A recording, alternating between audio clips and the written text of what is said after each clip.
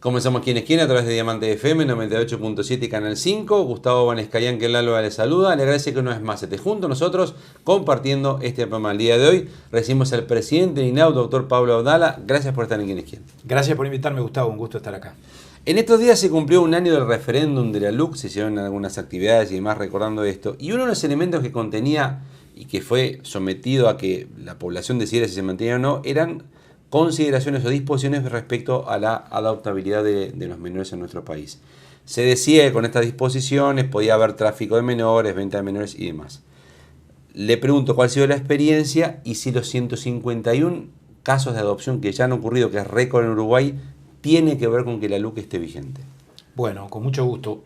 Son dos preguntas en una. La primera es que nada de lo que se vaticinó y se pronosticó en términos temerarios, todo aquello del tráfico de niños, de la venta, de la comercialización, obviamente nada ocurrió. Se aplicaron esas dos disposiciones que fueron llevadas a referéndum y que fueron impugnadas, y se aplicaron con la razonabilidad y con una mirada garantista como corresponde, tanto por parte del INAU como por parte de la Justicia de Familia. Siempre dijimos en el debate previo al referéndum y en todo el proceso de sanción de la ley de urgente consideración, que la mayor garantía de todo esto, además de darla al INAU, la daba sobre todo el Poder Judicial, en el que todos decimos confiar, y los jueces de familia son jueces independientes, son jueces especializados, y obviamente en ningún momento iban a decretar una adopción que no tuviera las debidas garantías y la debida certeza de que esa decisión estaba alineada en cada caso con el interés superior. Porque la LUC permite que el juez directamente, sin escuchar al INAU, asigne a una familia un determinado menor. Las dos disposiciones que fueron objetadas, que en realidad esa afirmación que usted dice es relativa, hay que explicarla o hay que desarrollarla, porque si bien el juez puede decretar la adopción sin que esa adopción haya transitado por el proceso de valoración de esa familia de carácter general establecido en el Código de la Niñez, sin embargo esas decisiones el juez solo puede adoptarlas en determinadas circunstancias. Cuando ese niño está plenamente integrado a ese núcleo familiar, cuando separarlo de ese núcleo familiar notoriamente vaya en perjuicio del interés del niño, y además el juez, que es un juez especializado, debe hacerlo con informe previo, tal vez del INAU, si opta por pedirle un informe al INAU, si no, del Instituto Técnico Forense y si no, de los propios equipos técnicos de la Justicia de Familia especializada. El INAU utilizó esas disposiciones en estos 2 años, cuando detectó niños que tenían algún vínculo con nosotros, que nosotros estábamos haciendo su seguimiento en territorio, como se dice comúnmente, y que estaban a cargo de familias que no eran la familia biológica o no eran padre y madre, de pronto eran tíos, ¿sí? O eran, como se llama, una familia por afinidad, una familia vinculada a la familia biológica que se hizo cargo de ese niño desde el inicio. Y el propio INAU muchas veces promovió ante la justicia en aplicación de esas leyes. ¿Porque ganaban tiempo ustedes con eso? No, porque advertíamos que ahí ya había una situación general. Pero era más rápido que el método tradicional. Era reconocer una realidad que además, Gustavo, me parece muy importante dejar claro que esto tampoco es una innovación de la LUC. Eso fue parte de lo que discutimos. Los jueces ya tenían la potestad de hacer esto y con antelación a la LUC ya lo hacían. Creo que la virtud de la LUC, específicamente en este asunto, en esos 2 artículos que fueron impugnados, fue darle expresión legal o reconocer jurídicamente algo que los jueces ya hacían. Y es más, a lo que se decía era una pérdida de garantías, en realidad fue ganar garantías, porque al juez se le pusieron condiciones, se estableció un marco, ¿verdad? Así que con relación a eso creo que queda claro que nada de lo que se vaticinó. ¿Esto influye en el récord de adopciones de Uruguay, 151 casos? Influye esto, pero influyen también los artículos, seamos absolutamente objetivos, que no fueron impugnados y cuya derogación no se procuró. Pero que estaban en la LUC. Pero que estaban en la LUC, exactamente.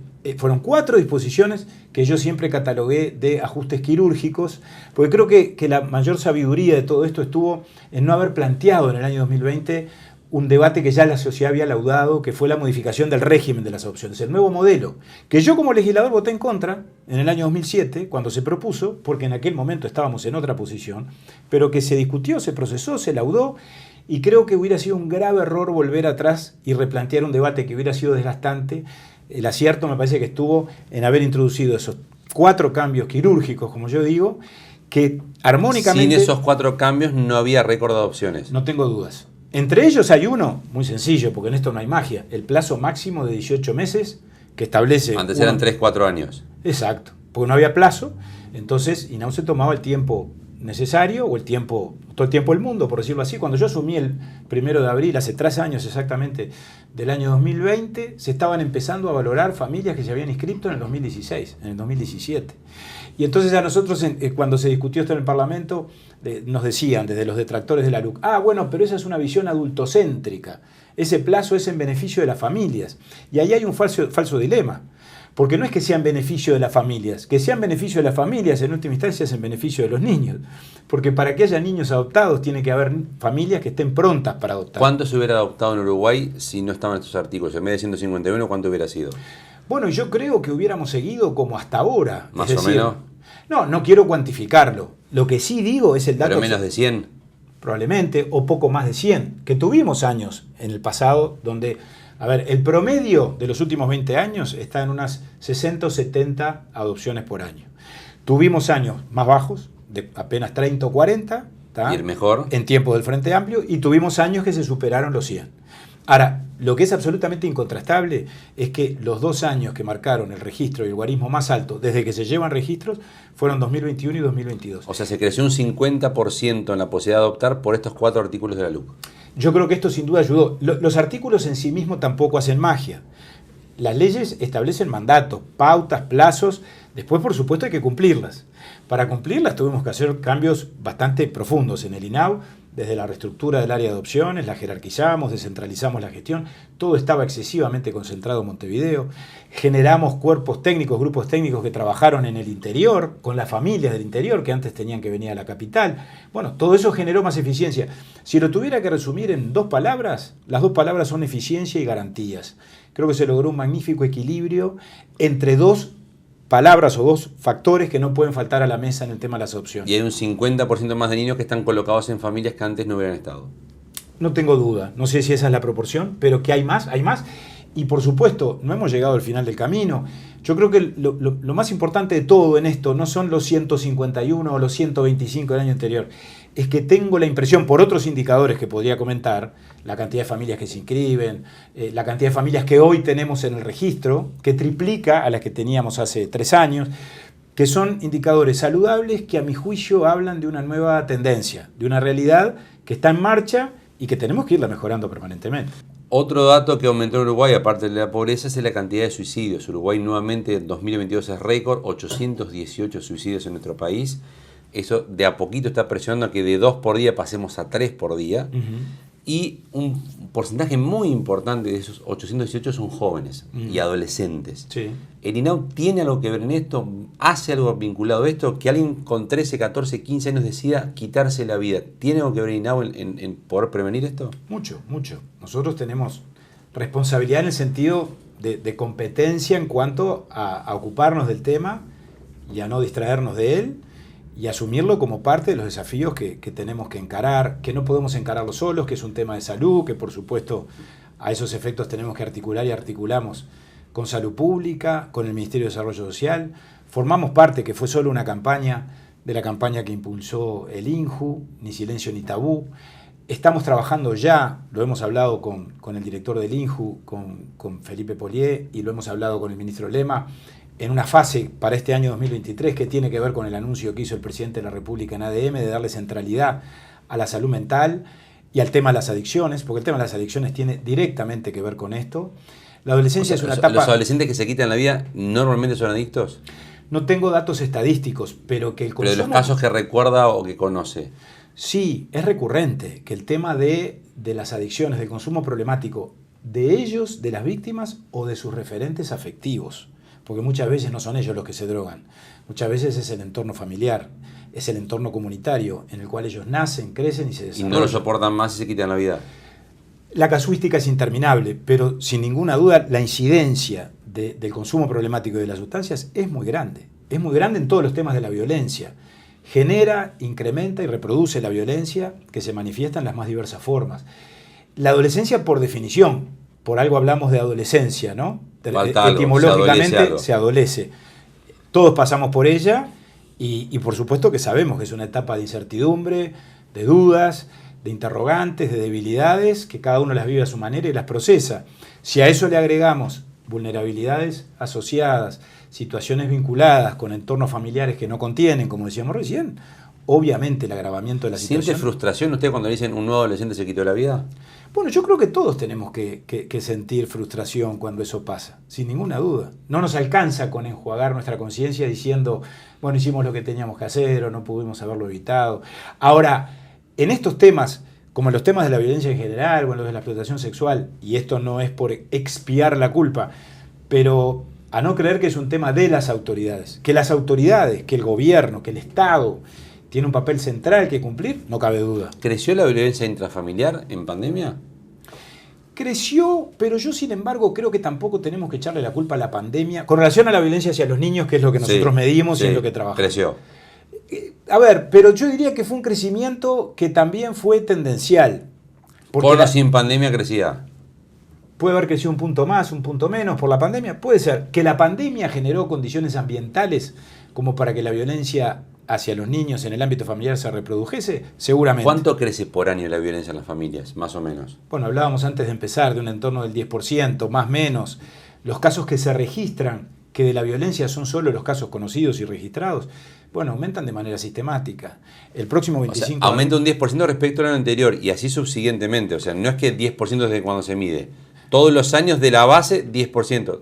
Y así está creciendo Uruguay. Sí, sí. Con la salvedad de que los casos que registra el sistema, que registra tanto el CIPIAB, que es el sistema interinstitucional asociado al tema de las violencias en general, como el CONAPES, que es el ámbito interinstitucional especializado en explotación sexual, atiende asuntos o registra casos que se inician cada año, en general algo menos de la mitad de los casos registrados, pero también atiende casos que obviamente se arrastran de años anteriores, porque la reparación del daño, el trabajo con los niños que son víctimas de la violencia, es un trabajo que lleva tiempo, que nunca se termina de superar cuando esa violencia es extrema, y sobre todo en aquellos casos de explotación grave y de abuso sexual, pero que obviamente... O sea, lo que vivimos en las calles de la violencia es un correlato de lo que pasa dentro de las familias, entonces. O sea, está creciendo dentro de las familias y después obviamente en las calles va a crecer. A ver, yo creo que vivimos en una sociedad que es cada vez más violenta y no necesariamente la sociedad nacional, la sociedad uruguaya. Es la que nos debe preocupar a nosotros. Pero empieza en casa, o sea, no es que empieza en la calle, no es que la calle contagie a la casa. Es una violencia privada e intrafamiliar. De los 7.035 casos que atendió el CIPIAB en el 2021, repito que vamos a conocer el 25 de abril las cifras del 2022 y adelanto desde ya que superan a esos 7.035 casos que se registraron en el 2021, el 91% de los casos acontecieron puertas adentro del hogar. Y si no, puertas adentro en el entorno familiar y comunitario. Es decir, con relación a los propios referentes adultos que están en el entorno de ese niño y de ese adolescente que padeció la violencia. ¿Hay más abuso sexual adentro de la familia que afuera? Sí. Con relación a los niños. Sí, estamos hablando de los niños. Con relación a abuso sexual infantil. Con relación a los niños, sí. O sea, uno asocia muchas veces la explotación. Por eso el CONAPES, la sigla es Comité para la Erradicación de la Explotación Sexual Comercial y No Comercial. Porque no necesario, históricamente hemos asociado estos temas a la figura del proxeneta, del explotador, las redes de explotación, que sin ninguna duda existen. Pero ese no es el problema grande en Uruguay. En términos cuantitativos. Sí, en números no es el problema. En números. No deja de ser un problema severo. Sí, pero en números ese no es el problema. En números en cuanto a la cantidad. Pero repito, cuando esas redes operan, que operan normalmente con adolescentes, mujeres, de manera prevalente, bueno, allí los extremos de daño, desde el punto de vista físico, desde el punto de vista emocional, son bien complejos. Pero los números son más potentes adentro de las casas. Desde el punto de vista estrictamente aritmético o cuantitativo, sí. Acontece en el ámbito del hogar. ¿Y hay dinero también de por medio en las casas? Dinero o favores o ventajas o simplemente abuso.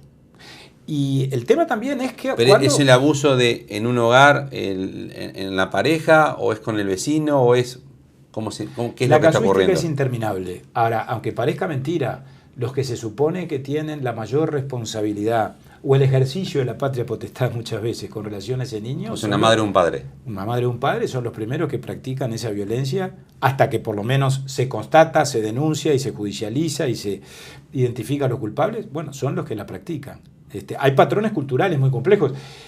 Los niños muchas veces nacen inmersos en esa violencia y la terminan naturalizando y la consideran ellos mismos parte de su vida normal o cotidiana o natural.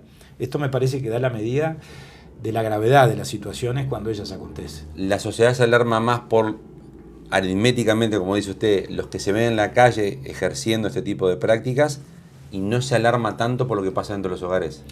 Yo creo que la sociedad, y esto no es una crítica a la gente, ni a la sociedad, ni a la ciudadanía, pero es una autocrítica que todos tenemos que hacernos, nos alarmamos mucho cuando el episodio ocurre, ¿no? Y ahí hay como una especie de espasmo, y hablamos del niño que fue violado sistemáticamente por su padrastro con la complicidad de su madre, por ejemplo. Ese día ese tema ocupa la centralidad de los informativos, consultan al presidente Linau, capaz que dura un día más, y después hasta el próximo episodio equivalente, capaz que no nos ocupamos tanto. Sin embargo, porque esto no es blanco o negro, yo al mismo tiempo que advierto eso, y es bueno que lo reflexionemos para que estos casos no simplemente pasen como un caso más en la estadística, también advierto que estos temas van ganando espacio, y no es contradictorio con lo otro, por lo menos en la atención de la gente, en la preocupación de la gente y aún en la participación de la gente a la hora, por ejemplo, de llamar a la línea azul o de denunciar una situación. Pero las dos cosas ocurren. Llama más lo que ocurre en la calle, que es menor aritméticamente, y llama menos la atención lo que ocurre dentro de las casas. Bueno, puede ser. O sea, llamar la atención o impactar, impacta todo cuando hay niños o adolescentes que están siendo vulnerados, que están siendo dañados, de eso no cabe duda. Creo que siempre en las sociedades hay, y en la nuestra no es excepción, una dosis, como se dice vulgarmente, de morbo, o cuanto más truculenta es la situación, entonces más nos rasgamos las vestiduras y más se habla y más se comenta. Creo que eso es condición humana. Porque todo esto no es solo aplicable a la sociedad uruguaya. ¿Tiene hijos jóvenes? ¿Usted le preocupa la sociedad que van a estar heredando ellos mucho más violenta? Y yo creo que nos debe preocupar a todos. ¿Pero usted está preocupado como padre de lo que se está dejando como sociedad de ellos? Sí, por supuesto, sin crear alarma, ¿no? Porque esto tampoco lo arreglamos rasgándonos las vestiduras y después no haciendo nada. Yo creo que estas cosas hay que afrontarlas con gran madurez, con gran sensatez. No deben ser temas tabú, hoy hablábamos de la campaña de las adicciones o de la salud mental. Bueno, deben ser temas que hay que hablarlos con los hijos, que hay que hablarlos en el ámbito del hogar, que hay que hablarlos públicamente. Es bueno, que hoy yo siempre le agradezco a los periodistas, a ustedes los comunicadores, cuando se ocupan de estos temas, y se ocupan no solo para dar la noticia rápida en el informativo o el titular, se ocupan para profundizarlo como lo estamos haciendo ahora. ¿Le invito a una pausa? ¿Cómo no? Continuamos a partir de la misma quienes quieren con el presidente Linau, doctor Pablo Abdala. Recordamos como siempre, horario principal de emisión de nuestro programa, jueves 22:30 horas en Canal 5, repeticiones viernes 10 de la mañana en Diamante FM y sábados 1 de la tarde 13 horas en Canal 5. Pausa y continuamos en Quienes Quieren.